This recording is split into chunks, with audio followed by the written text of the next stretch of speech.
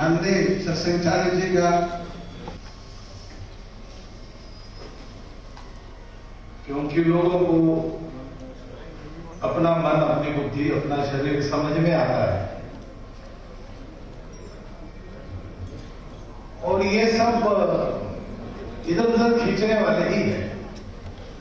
जीवन तक सबकी धारणा करने वाला धर्म आचरण से बताते हैं।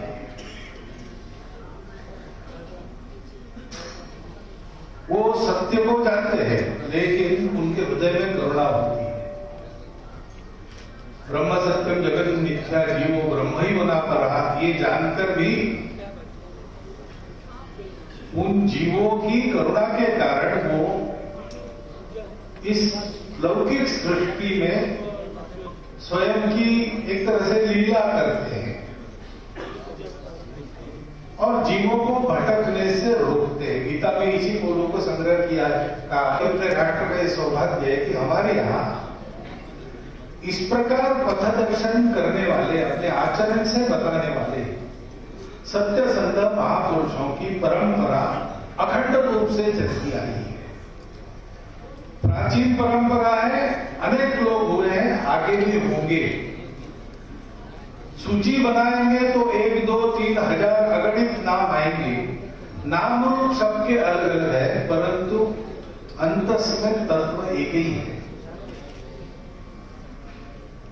और इसलिए ऐसे लोगों का स्मरण करना, ऐसे लोगों के जीवन का बार बार कथन सुनना, ऐसे लोगों ने जो किया है और कहा है उसका मनन परिशीलन करके उस पथ पर जितने अपने कदम हम बढ़ा सकते हैं उतने बढ़ाना। हम एकदम उनके जैसे इसी जन्म में होंगे ऐसा नहीं, लेकिन 5 कदम भी आगे गए तो उतना फासला कम होता है, उतना अंतर कम होता है। अगला इस पड़ाव समाज में ऐसा होते रहता है, होना चाहिए। ब्रह्मलीन स्वामी शांतानंद जी सरस्वती उसी परंपरा में से थे और इसलिए उनके शताब्दी महोत्सव के निमित्त उनके स्मरण का ये अवसर हमको प्राप्त हो गया है। जिनके आयोजन के कारण प्राप्त हो गया है उनके प्रति हम कृतज्ञ हैं। और बाकी यहाँ पर सब ऐसे महापुरुष हैं कि उनके सामने बहुत ज्यादा बोलने का मेरा अधिकार नहीं है। और लेकिन एक बात है कि हम आध्यात्मिक हैं। आध्यात्मिक यानी बाकी सारे बातों से अलग, कुछ अलग ही बात है ऐसा नहीं है। जीवन को मनुष्य जीवन होना है, जीवन को भगवत्ता की तरफ बढ़ना है तो उसको आध्यात्मिक ही होना पड़ता है। आध्यात्मिक अलग, भौतिक अलग, ऐसा अलग अलग करके सबको देखने की वृत्ति ये हमारी वृत्ति नहीं है। हम लोग एकात्म और समग्र दृष्टि से सारी बातों को देखते हैं, ये हमारी परंपरा है। और इसलिए संतों का स्मरण, आचार्यों का स्मरण, ये क्या है, ये तो वो आध्यात्मिक साधना है, उसका कैसा मत मानो। हमारा अपना व्यक्तिगत जीवन उसी का आधार वो है, हमारा पारिवारिक जीवन उसका आधार भी वही है, हमारा राष्ट्रीय सामाजिक जीवन उसको भी शुद्ध बनाने वाला वही है। देखिए सारे समाज को जगाने वाले जितने महापुरुष हो गए उन सब ने अध्यात्म को अपना आधार बनाया। आप संत महात्मा सन्यासियों को लीजिए या सामाजिक जीवन में काम करने वाले रविन्द्रनाथ टैगोर लीजिए, गांधी जी लीजिए, डॉक्टर बाबा साहब आम्बेडकर लीजिए, वो भी कहते थे कि बिना धर्म के कुछ नहीं होता।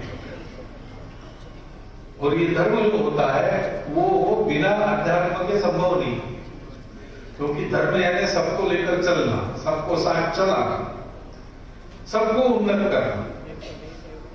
और जहां धर्म नहीं है वहां लोग इसकी आवश्यकता ही मानते नहीं, सब अलग अलग है।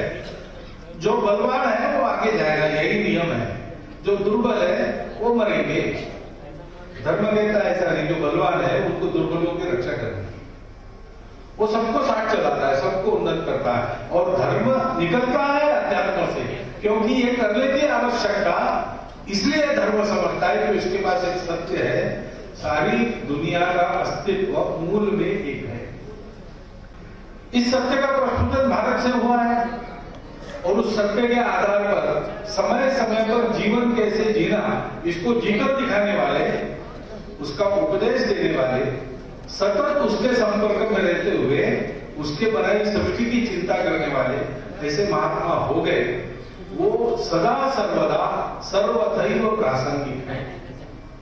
और इसलिए आज के इस स्मृति शताब्दी अवसर के उद्घाटन के अवसर पर जो भी इसका कार्यक्रम बना है, मुझे महाराज जी ने ये एक तरह से देकर क्या कहे, मैं अपने आप को पात्र नहीं समझता, लेकिन अपात्र हो, इसलिए जो पात्र है उनकी आज्ञा का पालन करना मेरा कर्तव्य है। इसलिए मैं घोषणा करता हूं कि ये समारोह प्रारंभ हुआ, उसका उद्घाटन हुआ। आगे के बाद में, आगे के सारे कार्यक्रमों में उनसे हमको कुछ लेना है और हमको अपने जीवन में परिवर्तन करना है, उनसे हमको सहारा ग्रहण करना है और हमारे सामाजिक और राष्ट्रीय जीवन की दिशा में एक उचित परिवर्तन लाना है। अपने इन दोनों कर्तव्यों को समझकर इस सारे समारोह को हम संपन्न करें, इतना एक विनम्र अनुरोध रखता हूं। मेरे 4 शब्द समाप्त करता हूं।